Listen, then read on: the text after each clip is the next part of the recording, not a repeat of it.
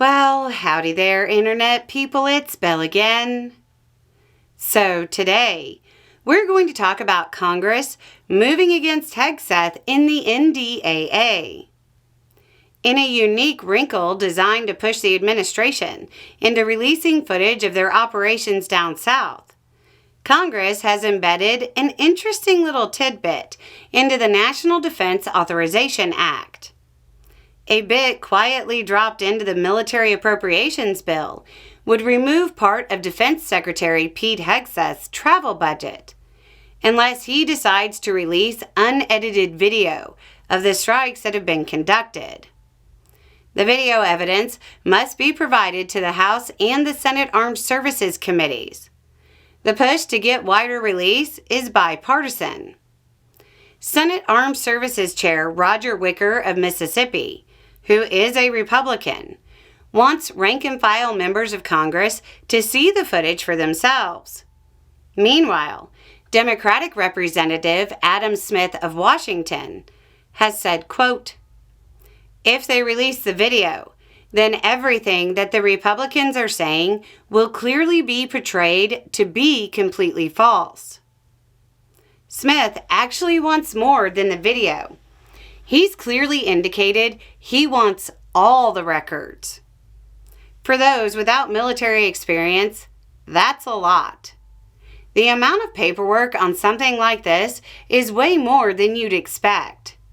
Smith then wants public hearings with Hegseth explaining exactly what happened at each point. From the little bits that we've heard about, the Secretary of Defense might have a bit of a timeline issue when it comes to squaring his public statements with the chain of events.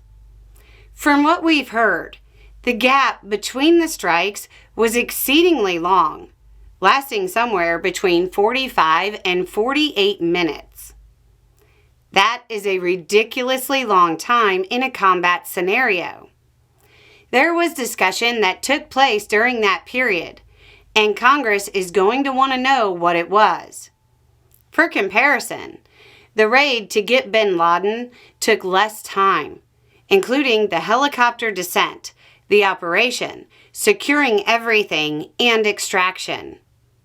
45 minutes is an eternity, and that time frame just covers the gap between strikes.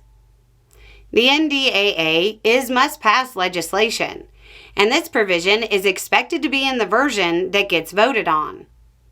That wasn't the only swing Congress took at Hegseth either. There's a requirement for a report on lessons learned from Ukraine.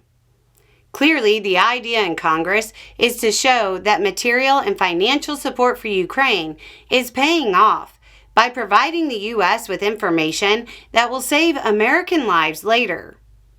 Just in the open source world, there are reams of lessons learned, particularly with drone warfare, and the understanding of Russia's applied military doctrine, as opposed to the stuff they write down that is primarily for consumption in the West.